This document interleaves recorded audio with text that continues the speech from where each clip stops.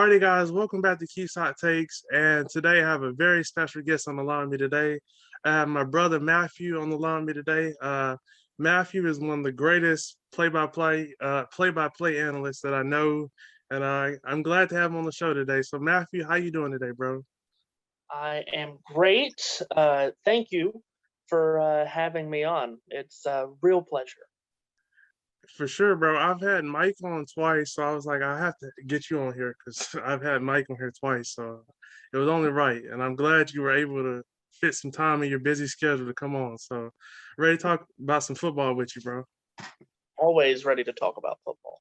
Oh, yes, sir. The game we're going to talk about is a top 10 showdown between Arkansas and number 8 Arkansas and number 2 Georgia. So, how do you see this matchup playing out?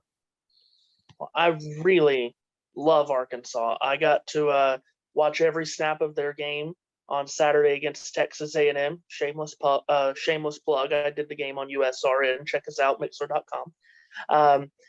But yeah, I got to do that game, and Arkansas was a lot better than I thought they would be. I did the deep dive into what they are, and I didn't quite know how good they were. Even though they destroyed Texas, I think Texas is, downhill like they have been for a few years now. But no, I really liked what I've seen from Arkansas against A&M. I love their quarterback, KJ Jefferson. I love Traylon Burks. Those two guys are explosive on offense. The issue is they both suffered some injuries in that A&M game. Jefferson came back from played later in that game. Burks did not. So I'm not sure if they're 100% where they're at for this game. But what I was most impressed with from Arkansas was on the defensive side of the ball. I didn't know how good they were defensively. They were really good against A&M. Now, there's a couple of, I guess you could say, asterisks, if you want to say that. A&M was down to their backup quarterback, as we know, Zach Calzada, who looked bad, really bad. And, of course, that's the question. Is Calzada bad because he's just not a good quarterback? Is it because he just hasn't had much time in the system? Or did Arkansas make him look bad? That's what we really don't know right now. But what we do know is Georgia is really good. Georgia has maybe the best defense in the country from what we've seen so far. So if Jefferson and or Burks is not at 100%, it could get ugly for Arkansas. This is on the road, of course, at Georgia. So I like Georgia to win. I don't like Georgia to cover the 18.5. I think it'll be a much closer game than that. But like I said, Georgia's got one of the best defenses in the country. We saw what they did to Clemson. Now, of course, you take a step back and we see what Clemson has become. They haven't looked good on offense all year with DJ Uiagalelei. They only put up 14 points against Georgia Tech, lost to NC State. So you kind of have to step back and say, well, it's not like they held Trevor Lawrence and Clemson to 3 points, right? Yes, for sure. It's a different Clemson team. But with that said, Georgia's really good. I like Georgia to win, just not to cover the 18.5. Give me Georgia in this one, 31-20. Yeah, I also have Georgia just because I don't know the health of Jefferson and Burke, like you said. And I just took Georgia because their defense is really good. And I think Arkansas is going to have a hard time moving the ball on that defense. So I have Georgia winning as well. I could see maybe 10 points. Next, we have number 14, Michigan visiting Wisconsin. So as I see here, Michigan is just obliterating people on the ground. You would think they're running the academy offense with these rushing yards that they've accounted over the first 4 weeks of the season. In 3 of their 4 games so far this season, they've almost had 400 yards rushing. So it feels like a new identity for Michigan. And Wisconsin just doesn't look that great to me this year for whatever reason. Their quarterback, he had 4 interceptions last week against Notre Dame. And I think Michigan, they're going to want to make another statement and go on the road in a very tough place to win and play at. And I think they'll beat Wisconsin by 7 to 10 points. I don't know if they'll be able to run the ball on Wisconsin like they have against these other teams. But we shall see. And Wisconsin also likes to run the ball. So this game may only take 2 hours. So we have to see. Who do you have winning this one? It's going to be your prototypical Big Ten game, right? A lot of rushing offense, or at least attempts at rushing offense. 3 yards in a cloud of dust, as they say. We thought we were gonna see them against a good Washington team. It's been proven Washington's not too good.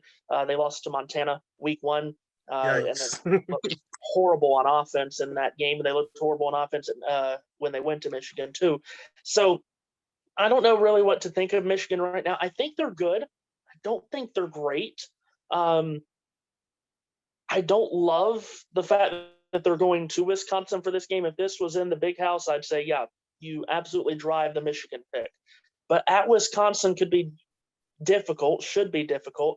The other thing with Wisconsin, too, they just got smoked by Notre Dame. Now, 41-13, it was closer than that. There were 2 pick sixes thrown by the Wisconsin quarterback in the last 5 minutes of the game. So it was closer than 41-13, but still Notre Dame did dominate. I'm kind of stuck in the middle of when is, not to be rude, when is Jim Harbaugh going to blow it? Like really, when is Jim Harbaugh going to blow it like he has? Really, every time he's been since he's been at Michigan, since whatever year he came, I can't even remember, 2014, 15, somewhere around there. Yes. Is this the week he's going to blow it? Could be. I'm going to go with Michigan, but cautiously. I'm not overly emphatic on saying Michigan's going to win this game. I am interested in this, though. Wisconsin is favored by 0.5 point, so they're not a big favorite, but they are a favorite. Michigan is 0-12 straight up as an underdog under Jim Harbaugh. So they have never won a game under Harbaugh as an underdog. That may change this weekend because they're not a big underdog. I'll take Michigan. I'm just not totally sure which way to go either way, but I'll take Michigan in a typical Big Ten game, 16-10. Yeah, it could be a lot like that Penn State Wisconsin game week 1. That was a great game. I could see it being like that. How do you see number 9 Notre Dame and number 7 Cincinnati playing out? Well, this is my game this weekend on USRN. I'm crazy excited about it. You know how I am with Cincinnati and really with all group of 5 teams. This is a game that Cincinnati has to win for themselves, but they've got a lot of pressure coming in because they're not only playing for themselves, they're playing for the American. They're playing for the entire group of 5. This is a chance for Cincinnati to prove that they're for real, and this is a chance for them to get more respect for the American and the group of 5, which, as we know, does not get any respect from the playoff committee. They get respect from people like you and me, but they don't get respect from the committee. This is a chance to gain that. They've already went to Indiana, beaten them. Indiana, who was really good last year, maybe not as good this year, but they're still a good team. They've already beaten them. And I've already started hearing, well, Cincinnati was tied at halftime against Murray State. What you don't hear is they went on to win that game by 35. Exactly. I don't want to hear this. They were tied at halftime thing. No, stop. Stop that. Do we ever count halftime scores for anything? Like, No. am I missing something? No. You don't get half a win for being ahead of a team or tied with a team at halftime. I don't want to hear that. They won that game by 35. Then they went on the road to Indiana, beat them. Now they're going on the road to Notre Dame. I think they're going to beat them. Desmond Ridder is a guy that everyone needs to respect, the Cincinnati quarterback. Jerome Ford is terrific in that offense as well. Cincinnati can put up a bunch of points, but they're not your prototypical group of 5 team like a Boise State in the mid-2000s. I know you love them. They're not like that. They're not like UCF where they score 40 and 50 points but also give up 30 or 40. This is a Cincinnati team that's really good on offense, but they're really good on defense too. I think Cincinnati goes to Notre Dame, plays with the pressure of playing for themselves, the American, and the entire group of 5, and they're going to win this game. Give me Cincinnati 28-23 to beat Notre Dame. Another thing about Notre Dame, by the way, remember they should have lost to Akron. No, I thought it was Toledo. Toledo, sorry. Yeah, I'm sorry. Akron's just who Ohio State played. Sorry. They should have lost to Toledo. Toledo had the lead with like 90 seconds left in that game. Blew it. Notre Dame, I'm still not sold that they're great. They should have lost to Florida State. Florida State's bad, but they should have lost to Florida State. They should have lost to Toledo. And they were, kicking a can around against Wisconsin until Wisconsin imploded. So I'm not totally sure that Notre Dame's great yet, but I think Cincinnati is. So I'll take Cincinnati. Yeah, I'm also going with Cincinnati. Like you said, this is a big game for them if they want to get into the college football playoffs. You go on the road, you beat Indiana, and then you add beating Notre Dame. I don't see how, if they finish the season undefeated, I don't see how you deny them being in the playoffs this year. So I'm going with Cincinnati, and Desmond Ritter I trust, and I think they're going to go in there and make a statement because Notre Dame hasn't looked that great all year. They've been sliding by the skin of their teeth. So I think their luck's going to run out Saturday. So, yeah. But this is a great opportunity for Cincinnati, right? They've a great opportunity for them to beat Notre Dame, no matter how bad Notre Dame is. When you beat Notre Dame, everybody's going to be like, oh, well, you beat Notre Dame. It's on NBC. You get Mike Tirico calling the game with Drew Brees. A lot of people are going to be watching. This is a great opportunity for them, and I hope they're able to take advantage. I do too, because like you said, the group of fives, we don't get no respect. So for them to go do this and beat Notre Dame, it would mean a lot. I'm glad they didn't put this on Peacock because I was mad the Toledo game was on Peacock. I'm like, we'll say that for another day. I could go on hours about that stupid Peacock. Okay. Let's move on. Our final college football game that we're going to talk about is Nevada visiting the Blue, and they're playing Boise State. I'm taking Boise State here. They went on the road. They dominated Utah. Huh? Surely you're not picking Boise State. No. Oh yeah. Sure. Well, putting my fandom aside, I really think they're going to build on that big road win they got last week going to Utah State, and just dominating Utah State, who was undefeated at the time. They looked really good coming into that game, but Utah State just made a lot of mistakes, and Boise State, they just really dominated them. And I think they'll build on it at home against a very solid Nevada team. So I got my Broncos winning. I just like our defense, and I think on offense we'll be able to move it up and down the field on Nevada. So, yeah. I came into this season, my group of five power rankings, if you will, Cincinnati was 1. Nevada was 2. I love Carson Strong. Everybody loves Carson Strong. He's terrific quarterback. And I was high on him and high on Nevada. They lost to Kansas State, which Kansas State is a Big 12 team, Power 5 team.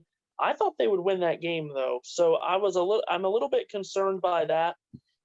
This is one of those prototypical games though. If it was at Nevada, I'd pick Nevada, but it is still very hard to go to Boise and get a win. Mm-hmm. And you're right, they dominated Utah State last week, which I didn't expect. I thought Utah State would put up a better performance because I thought they were fairly good.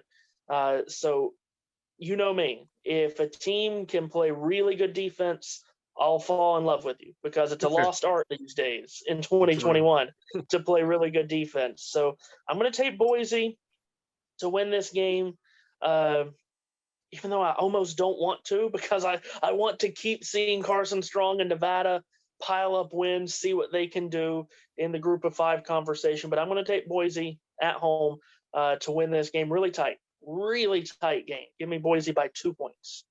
Yeah, I was thinking a field goal or a touchdown because I think this is going to be a really good game. But, Boise, we don't lose often at home. I know 2 weeks ago we lost to Oklahoma State. There was some controversy in that game.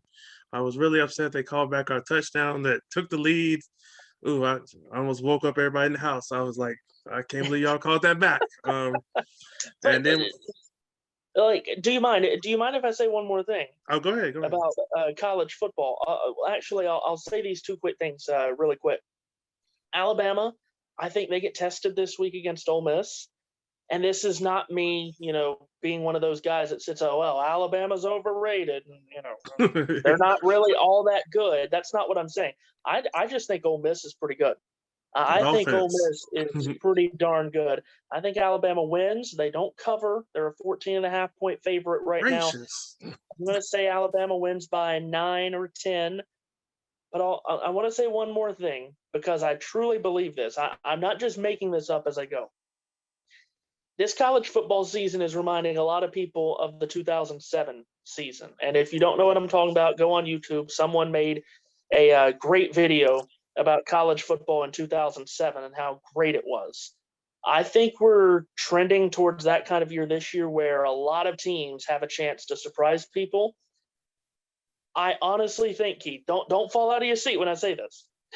Don't fall out when I say it. I think Wake Forest has a legit chance to be in the playoff mix. I really do. Because I can see that. One, they're good. They're a really good team. They're explosive on offense. Remember, like 5 years ago when Wake Forest averaged like 10 points a game? Yeah, They're averaging they're putting up 30 and 35 a game. Wake Forest is really good, and their schedule works out well for them too. They're in the same division as Clemson. We know Clemson has taken a step back here this year. They could win that game. It's at Clemson, so it won't be easy. But if they can win that game, they can win at Army. That's not easy either. Army's always really good. But if they can win at Clemson, win at Army, and beat NC State, Wake is more than likely going to the ACC championship game. They could easily win that against whoever they face off from the Coastal, which could be anyone. Think Wake. Watch out for Wake. Like, this is a New Year's Six kind of team. And, if they can get some more chaos here and there, maybe they're in the playoff mix. Who knows? Just watch out. Just watch out. That's all I'm saying. Yeah, I definitely could see that. I would hope the committee wouldn't screw them over, for one of the SEC schools or the Big Ten. But yeah, I mean, Clemson is down this year, so if they're going to make a run at it, I feel like it's the perfect year because Clemson looks like they're going to barely be 500 this year, if I'm being honest. So we'll have to see. Like you said, they have to go to Clemson, and every time I get all excited about Wake Forest against Clemson and say they have a chance, they get obliterated. But this year, Clemson doesn't look like they can block a statue. So I think this is the year because Clemson it's really hard to watch them every time they play. So I could see that. They're already in the top 25. Another tough game that they have, I know I don't know how you feel about North Carolina, but they do have to go to North Carolina if I'm not mistaken. And North Carolina, they don't seem like they can win on the road, but they seem like they can win at home, but on the road they seem to get stumbled up. I think that's going to be a really good game. If you like offense, those two offenses, those are going to be fun to look at. I think that's. I think last year that was like a 59-53 game, Wake in North Carolina. Yeah, North Carolina's not as good this year. They've lost a lot, but it'll probably still be a lot of offense. Yeah, I forget. One of them blew like a 20-point lead or something like that. I forget who, but yeah, it was just crazy. And I can't wait to see those teams play. I think it's at the beginning of November, if I'm not mistaken. Yeah. Right after North Carolina goes to Notre Dame, I think. So, yeah, I mean, that would be crazy if that happened, because that's who we got to wonder who's going to, represent the ACC with Clemson down. I'm pretty confident that they're out of the college football playoffs. Yeah, they're done. Okay, I didn't want to. Okay, I want to make sure before I said that. Yeah, because. Yeah, I don't think they're done losing. They could lose a couple more games. By Boston College this weekend, maybe. I'd feel better about that if Phil Jerkovic wasn't injured, the Boston College quarterback. Yeah. But Clemson could lose a couple more before we're done, including a game against Wake. Yeah, I think this is Wake's year to finally get some payback because Clemson has just been dragging them through the mud the last couple of years. So yeah, we'll have to see. So we're gonna transition to our pro games, and I forgot to mention this at the beginning, but Matthew is trying to win more than 12 games this week because my guy Ruff has the lead so far with 12-8. Demarius went 8-8 week 1. Damian went 10-6. So my overall record is 30-22 right now. So Oh, I'm ooh. I'm fingers crossed I do better this week. So it's been pretty rough. But before we get into talking about the NFL games, we are down to 5 undefeated teams going into this weekend. We'll have to see how many come out of this weekend undefeated. 2 of them are going to play each other. That's Los Angeles and the Cardinals. Denver has a tough one against Baltimore. The Panthers, we're going to talk about that one. They play my Cowboys. And the Raiders, they're on Monday Night Football in the beautiful SoFi Stadium. So we'll have to see how many we have next week. So I'll lead off here. The first game we're going to talk about is the Thursday night matchup, which is tomorrow. The Jacksonville Jaguars visiting Cincinnati Bengals. So Jacksonville, they've lost 18 straight games. That's tied with the 1972 Houston Oilers for the most consecutive losses. I think they're going to join the Detroit Lions from 2007 to 2009, and they're going to lose their 19th straight game. I'm taking the Bengals here. Trevor Lawrence still hasn't found out that this isn't Clemson. He can't throw up prayers, and you don't have no 5-star receiver to save your life. He may break Peyton Manning's record for interceptions at this rate. Jacksonville, they're just a hot mess. I don't see them winning anytime soon. I feel like the Buccaneers' historical losing streak is in jeopardy. And Urban Meyer, he may retire at halftime at one of these games. We could, if only we could be that lucky. uh, but yeah, I'm taking the Bengals. They look really good. And I just Jacksonville, yeah, they're not very good, and I don't know why. This is a Thursday night game, I guess, because it's the last 2 first-round picks. Number 1 overall picks. That's the only reason I could see why they would want to have this travesty on Thursday Night Football. But who do you have winning this game, bro? Well, every team, per NFL rules, every team gets 1 primetime game a year. So this is Jacksonville. Yeah, Jacksonville's never on Sunday night. Jacksonville's never on Monday night. They're always on Thursday night. It used to always be on Thursday night against Tennessee. Then Tennessee got good. So yeah, that's why just like the Jets here in a few weeks are on Thursday night against the Colts. Oh my God, Jesus! We all have to be subjected to that. But yeah, so that and why Houston was on last week against Carolina, that kind of thing. Yeah, the Bengals are going to win this game. I think the bigger storyline is here. How good is Cincinnati? They beat Minnesota. We'll talk about Minnesota later. I think Minnesota's pretty good. And then last week they beat Pittsburgh. Now, the Steelers have one of the worst offenses in the league. Right now, if you're ranking worst offenses, the worst is probably Chicago. The worst is the Jets. Then the second worst is Chicago, and then third worst might be Pittsburgh. That's how bad they are. But they still have a really good defense, Pittsburgh. And Cincinnati, they've dominated that game on both sides.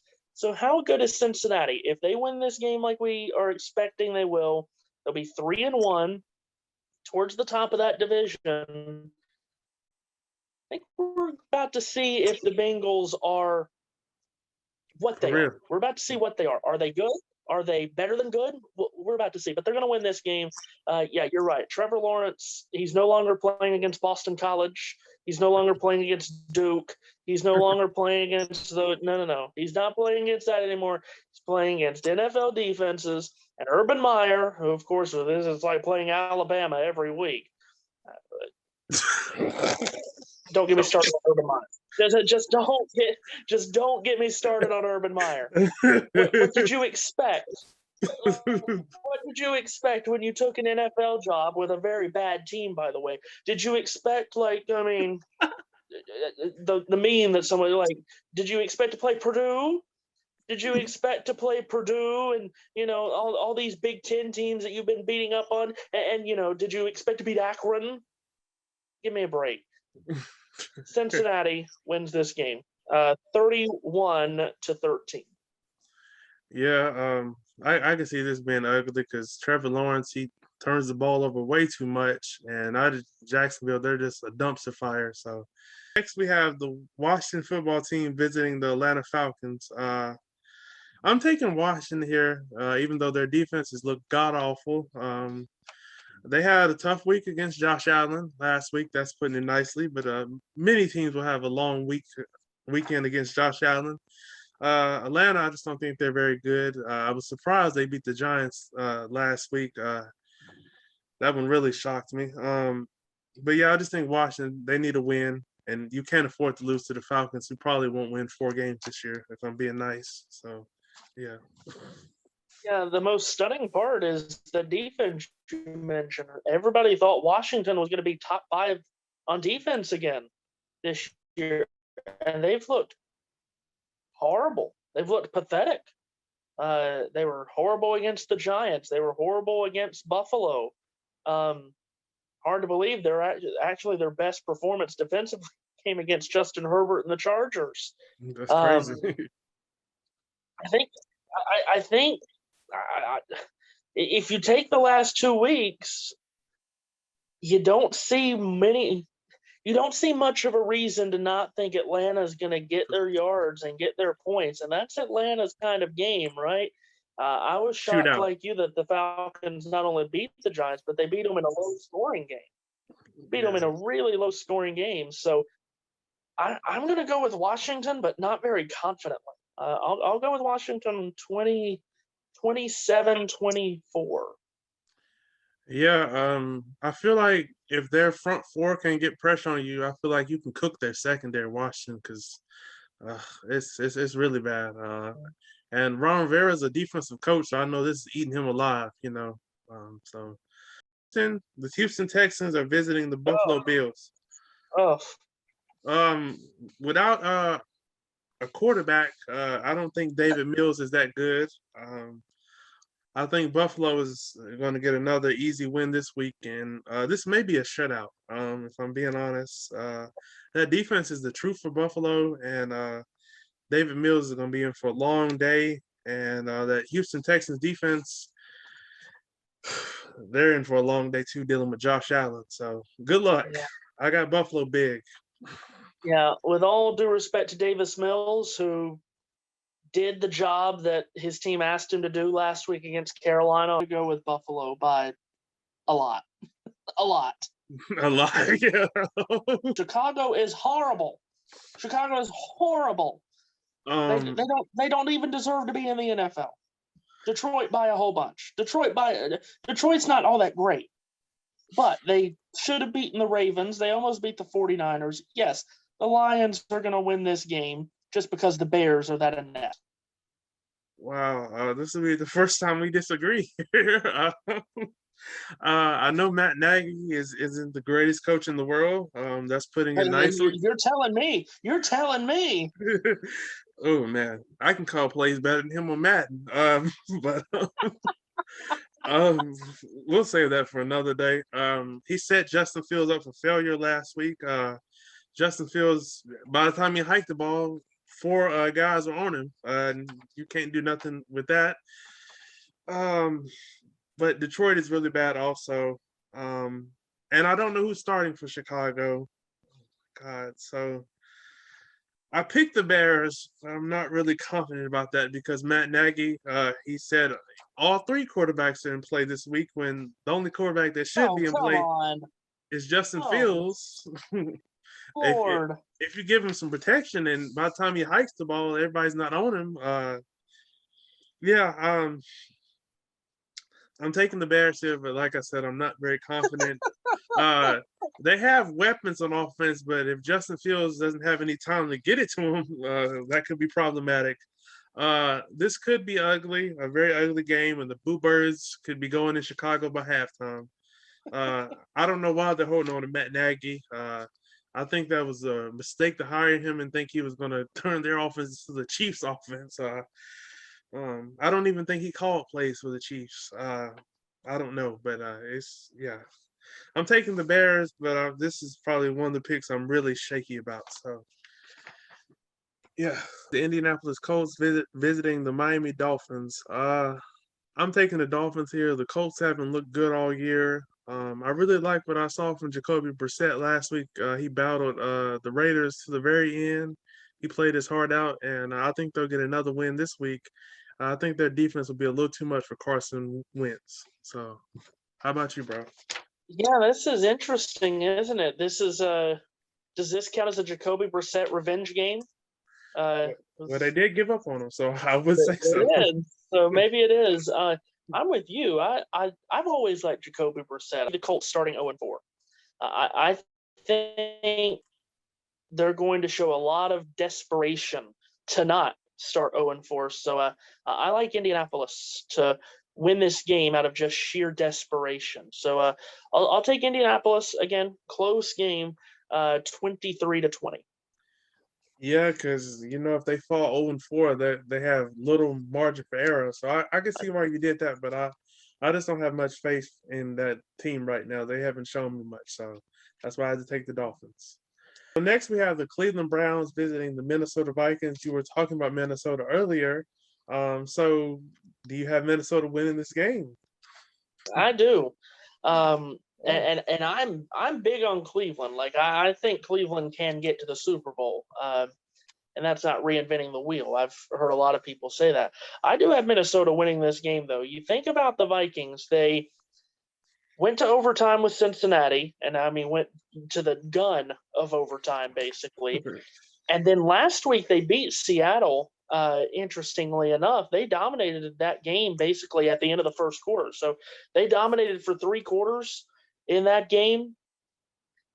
There's there's always a big conversation. What is Kirk Cousins? We know Kirk Cousins is not Tom Brady. He's not Patrick Mahomes. He's not Aaron Rodgers. He's not that. But statistically, if you just look at statistics, it's a really good quarterback. And this is a really good offense. Now, Dalvin Cook dealing with some injuries that may go against Minnesota. Obviously, if he's not 100%, which it doesn't sound like he is. But I'm going to take Minnesota at home with that offense to win this game, high-scoring game, 30-27. I'm going to take Minnesota. Well, I have the Browns winning. I think their defense is going to build off that incredible performance they had against a very porous offensive line. So I'll have to see if they're legit or if they just played an offensive line that just really didn't care about blocking last week. But I'm taking the Cleveland Browns here. I think they're going to lean on their run game, and when they have to, they'll play action off that, and Baker will spread it out to his weapons. Hopefully, he doesn't get blindsided and feel like he had to throw it to Odell 20 times. Hopefully, he'll spread the ball out to everybody. And I think they'll win a very close, high-scoring game. So next, we have the New York Giants visiting the New Orleans Saints. This will be the Saints' first game in the Caesars Superdome. I won't say the Mercedes. It's still getting used to saying Caesars. But this is the first game that they'll have in that building since the hurricane, and I think it's going to be rocking. I think the Giants will be in the wrong place at the wrong time, and I'm taking the Saints. I think that'll be a little too much for the Giants, who don't look so hot right now. Look like they're doing what the Giants typically do, and yeah, I'll leave it there. Yeah, this is another kind of like the same thing with Indianapolis. I think the Giants are going to be real desperate. You can't start 0-4. I don't care if you add an 17th game, 18th game, 19th game to the schedule. You can't start 0-4. You just can't. So they're going to be desperate. But I'm with you. They are in the wrong place at the wrong time. Being in New Orleans, first game back, first game at the Superdome this year. And remember, they couldn't sell out 100% last year either. So for a long time that the Superdome is going to be jam-packed like this. So yeah, I don't think the Saints are a ton better than the Giants, but because of those circumstances, I'm going to take the Saints to win this game. Give me 2 Jameis Winston interceptions, though, in the game as well. 2 Jameis turnovers, but the Saints win 24-17. Yeah, Jameis, that's one thing he'll do. He'll give you a birthday present or 2. This next one I'm really confident on. It's the Tennessee Titans visiting the New York Jets. Derrick Henry, oh Jesus, he may run for over 250 yards in this game. The Jets, they're in shambles right now. They haven't much, nothing has changed for the Jets. They can't protect Zach Wilson. He runs for his life, and then he always has to throw it, and he gets picked off a lot because that line just comes down at him, and he throws it before he's ready. And I think Tennessee is just going to be a little too much for the Jets, and I'm picking Tennessee to win by at least 3 scores. Well, you know how high I've always been on Zach Wilson. I love Zach Wilson. But the Jets are doing what the Jets always do. They're trying to destroy their guy before he even really gets a chance to find himself as an NFL player. They did the same thing to Darnold. Now look, Darnold's on a 3-0 team in Carolina. They're doing the same thing to Zach Wilson. They can't protect him. They're not giving him anyone to throw to. They can't run the ball. They can't do play action. Other than that, they're great. I mean, other than not being able to do any of that, Jets are fine. I just don't want them to destroy Zach Wilson because I really do believe in Zach Wilson. I truly, truly do. But yeah, Titans by a lot in this game. Honestly, I think this could be your shutout. And they just got shut out. The Jets did by the Broncos, right? And they could get shut out again. I'm going to take Tennessee, 33-3. Jets will get a field goal. I think they'll be lucky to get that. And the Titans don't have the best defense either, but they'll look like the 1985 Bears against this Jets offense. I just don't understand why you wouldn't get Zach Wilson some weapons, get him a line. It's like Justin Fields. He's in Chicago and they don't seem to know what they're doing. So yeah, I agree with you. Titans about a lot. Next, we have the Kansas City Chiefs visiting the Philadelphia Eagles. I guarantee you the Chiefs will try to bludgeon the Eagles to death. They'll try to take out all their frustration on the poor little Eagles. Chiefs, they haven't looked great, especially on defense. It's like you can shred them like you're shredding cheese. How bad they've been. It's really porous. Patrick Mahomes is forcing throws he shouldn't force because he doesn't have a defense that can make the stops. But nonetheless, the Chiefs are the better team, and I just can't see them going 1-3. Philly will be able to have a much easier time moving the ball this week against this defense, but the Chiefs just have a little too much, and they'll want to take some frustration out on this poor Eagles team. So, yeah. Yeah, Kansas City is falling victim to the Super Bowl curse, like a lot of teams have the last handful of years. The team that loses the Super Bowl comes in and they don't start the season very good, and a lot of them don't even finish the season very good. Think of Carolina, the year they went to the Super Bowl about 6 years ago, and then they plummeted. Atlanta, the year they lost the 28-3 lead against New England. Give me Kansas City, 30-17. Yeah, I could see something like that. The Eagles, they have 3 fast receivers, so the Chiefs better be careful with that because really what the Eagles want to do is get them the ball and in space and let them do what they do. So be careful here, Kansas City. And now the 1:00 game that I'm just licking my chops for. I'm really excited about this one. The Carolina Panthers are going down to Arlington to take on the Dallas Cowboys. The Panthers are 3-0 for the first time since 2015. That's when they went to the Super Bowl. They're really, really good on defense. They really get after you with Hassan Reddick and Brian Burns. And this defense is the truth. But I hate to be the bearer of bad news here, but they have not, and I mean they have not, seen anything like what they're going to see Sunday when they run into this Cowboys offense. So I think if the Cowboys can protect Dak Prescott and prevent Hassan Reddick and Brian Burns from getting to Dak Prescott, I think the Cowboys will win here by 3. I just think they have a little too much on offense for the Panthers, and the Panthers will get their first test here, and they'll deal with an explosive offense. So I can't wait to see how they handle this Cowboys offense because it's a lot to deal with, and we don't have enough show to talk about all the weapons we have. But Kellen Moore is on fire right now with these game plans. So we have to see how they cover Amari Cooper, Tony Pollard, CeeDee Lamb, Dalton Schultz, and Ezekiel Elliott, and all the Cowboy weapons. So I'm taking the Cowboys here 24-21.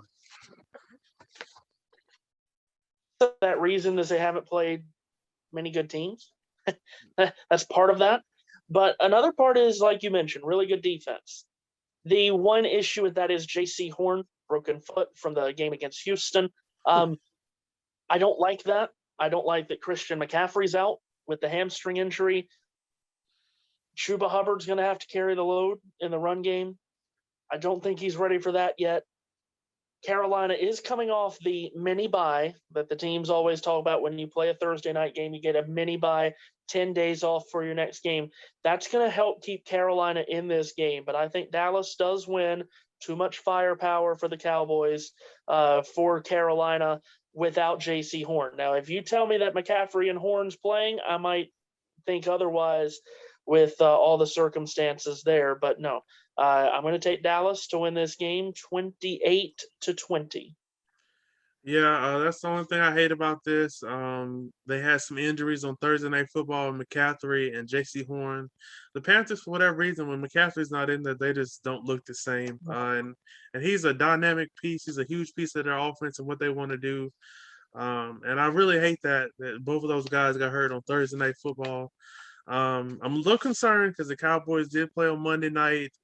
It's not the greatest turnaround having to get ready for a Sunday 1:00 game. The Panthers, they got 10 days to prepare for this game. I know they were a little concerned looking at that Monday Night Football game, seeing how explosive the Cowboys offense is. But I mean, the Eagles defense is pretty bad, so I don't think you can put much into that. uh, but yeah, we'll have to see. But we have some great 4:00 games. I don't know if I have enough phones and devices to try to look at all these games, but I'm gonna try. So the first game we're gonna talk about here is the Arizona Cardinals visiting the Los Angeles Rams. Both of these teams are 3-0. I'm gonna let you lead off here, bro, because I'm really up in the air about who's gonna win this game. Yeah, you could flip a coin to figure out this game. This is the best division in football, the NFC Sure. West. And we're going to talk about the other NFC West game here in a minute too. But yeah, this is a really good game. I think the Rams are the best team in football right now, what we've seen for 3 weeks. Kyler Murray through 3 weeks, and I hate talking about the MVP just 3 weeks into the season because 3 weeks is basically nothing. But if you want to talk about who's the MVP front runner, I think you've got 2 of them right here, Matthew Stafford and Kyler Murray. I think the Rams win this game, and I think they do it with their defense. Both offenses are going to be good. Both quarterbacks are going to be good. Who's got the better defense is probably going to make the difference here. I think the Rams have the better defense. Give me L.A. Wait for this one. 23-20 in overtime. Give me the Rams. Oh yeah, I really could see this going to overtime. Cause like you said, this is the best division in football, and I'm glad we got. Well, unfortunately, one of these games isn't the night game because like I said, we have so many great 4:00 games. But I'm picking the Cardinals here. I feel like this is a big road game for them to go in there and make a statement. And yeah, in Kyler Murray, I trust. The Rams have a really good defense, like you said. But I just think the Cardinals will be able to do enough on offense to win a very close game. I had it 24-21 with the Cardinals kicking a field goal, walk-off field goal to win the game.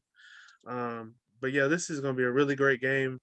And we're getting ready to talk about the next matchup in this division, which is also going to be a great game. The Seattle Seahawks are visiting the San Francisco 49ers. And I'm taking the 49ers here. The Seahawks don't look so great ever since they blew that lead to Tennessee. Thought they were going to win that game handily, and then Derrick Henry's running down the sideline, and their team has been in shambles since. Yeah, Seattle just doesn't look really that great right now, especially on defense. So I think the 49ers, I think they'll get a bounce back win at home in a very close game, very competitive, and I can see them winning by 3 to 7 points. So I got the 49ers here. How about you, bro? Can make some negative comments about Kyle Shanahan. There's no doubt about that. But I do like how he's utilizing Trey Lance.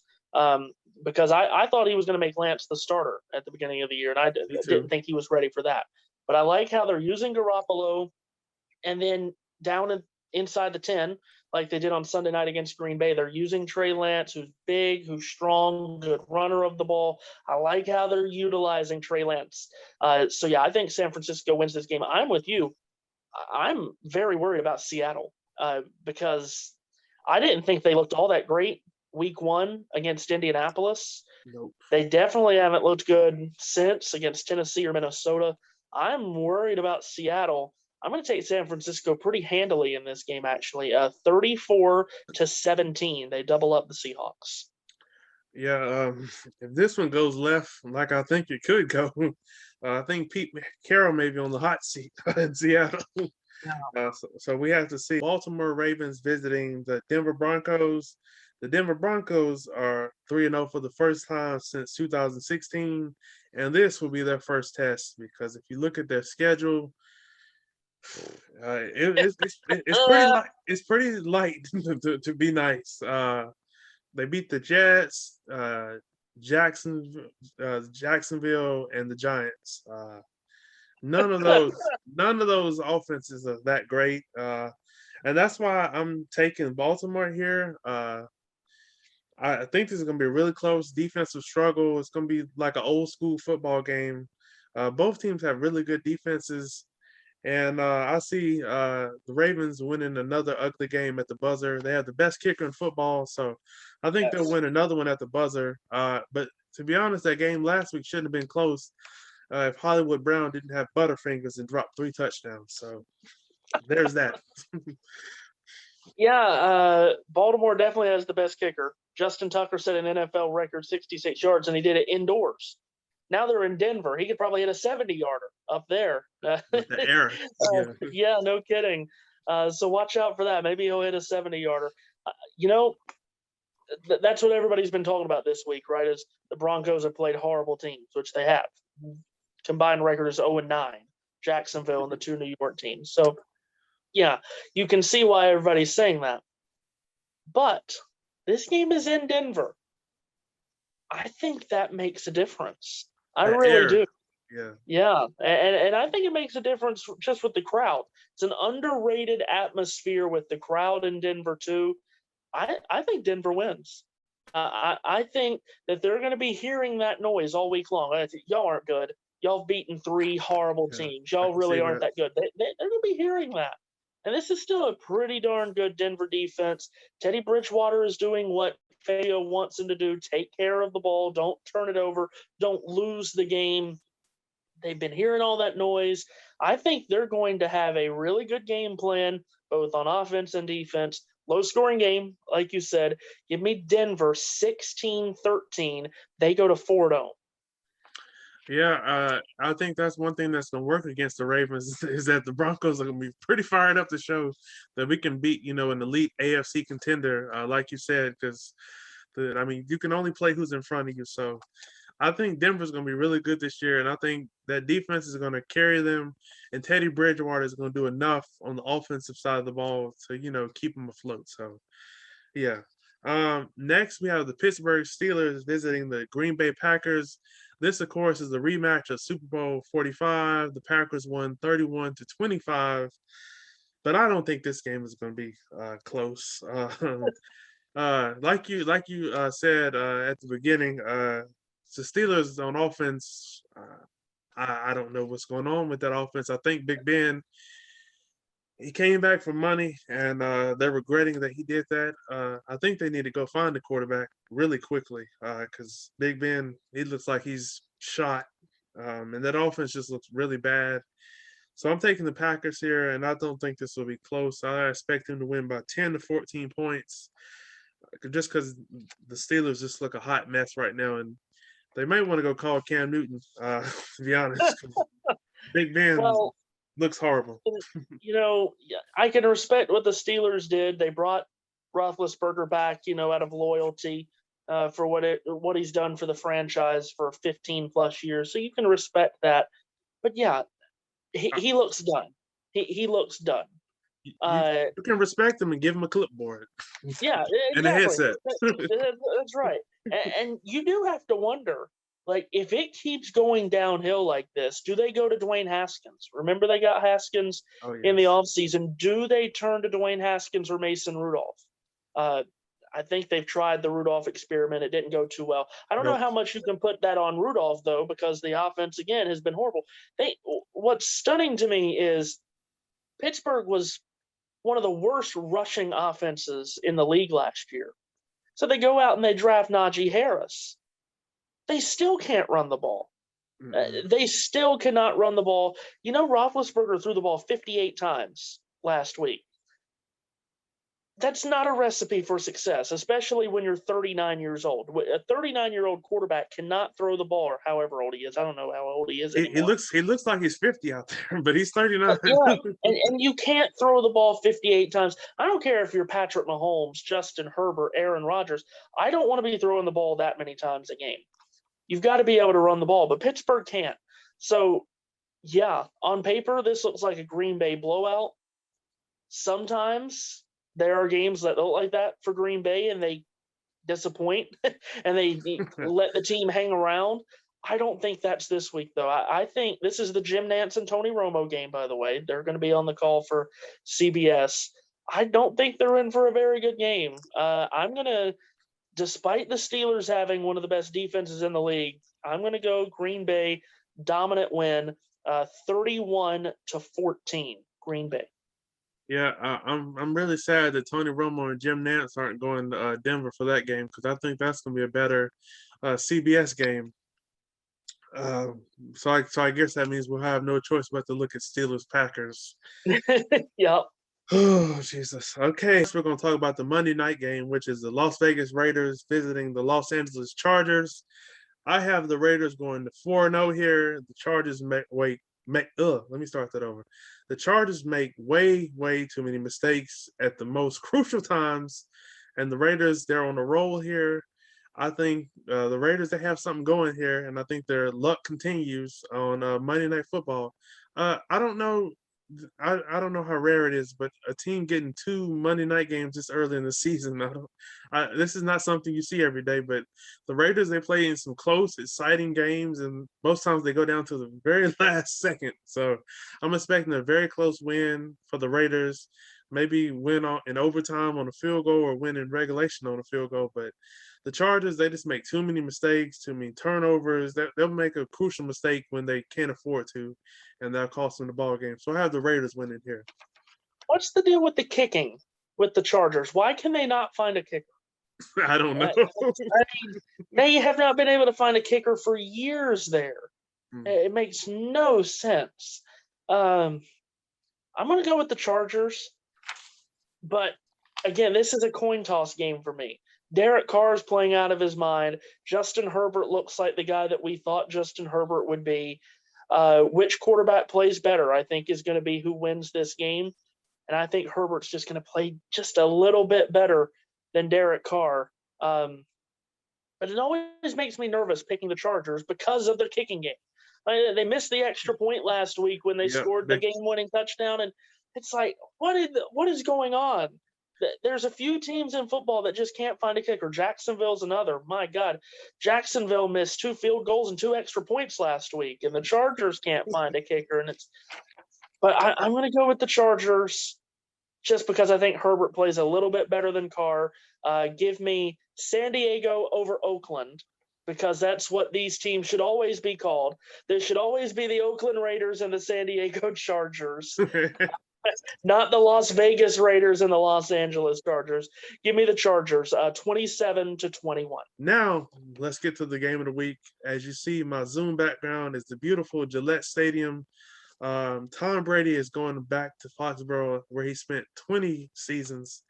It's going to be weird seeing him coming out the visitors' locker room. Sunday. And we just think about all the great things he did for New England. 17 division titles. That's crazy. They won 11 straight from 2009 to 2019.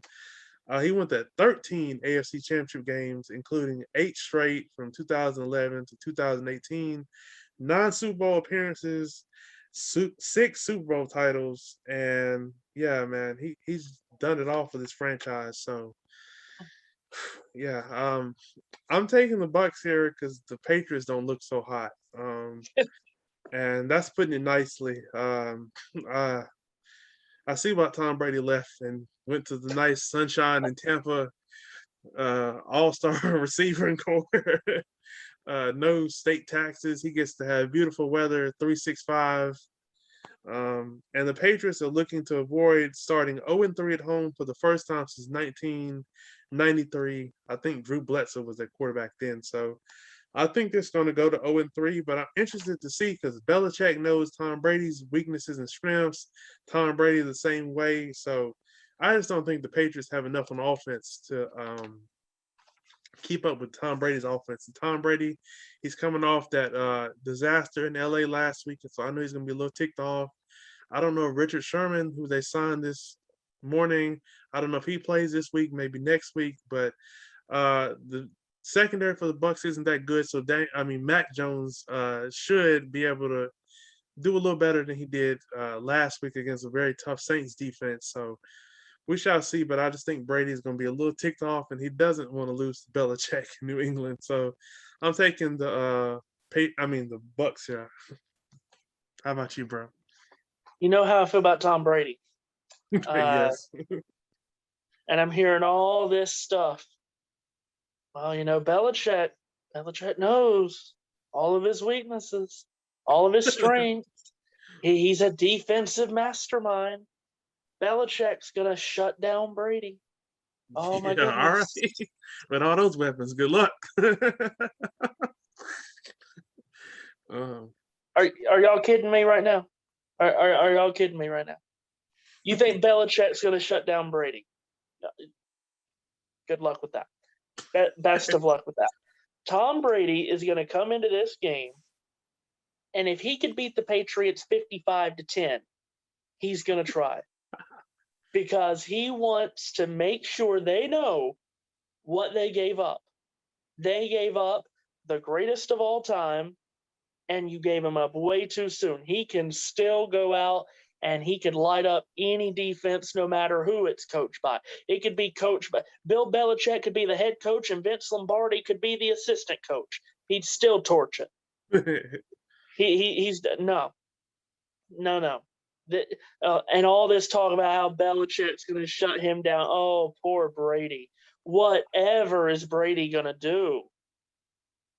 Keith, Tom Brady going to go out here Sunday night where you are right now on that field behind you.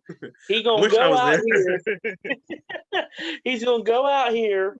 He's going to throw for 400 yards. Break the record. He only needs 68 to pass Drew Brees for the most all time. He's going to go out here. He's going to torch that defense, 400 yards, 4 touchdowns, 2 of them to Mike Evans. And Mac Jones, God bless Mac Jones. I love Mac Jones. Nothing against Mac Jones. I don't want to be Mac Jones on this night because everybody's going to be watching Tom doing his thing and think, oh, well, they only got Mac Jones. Tom Brady going to destroy New England, Keith. 400 yards, 4 touchdowns, set the record, come back to New England and win the game. Give me the Buccaneers on Sunday night to beat the Patriots 41-10. Blowout City, baby. Blowout City, baby. You don't think Brady's going to do it. Brady is going to come out and he's going to want to just destroy them.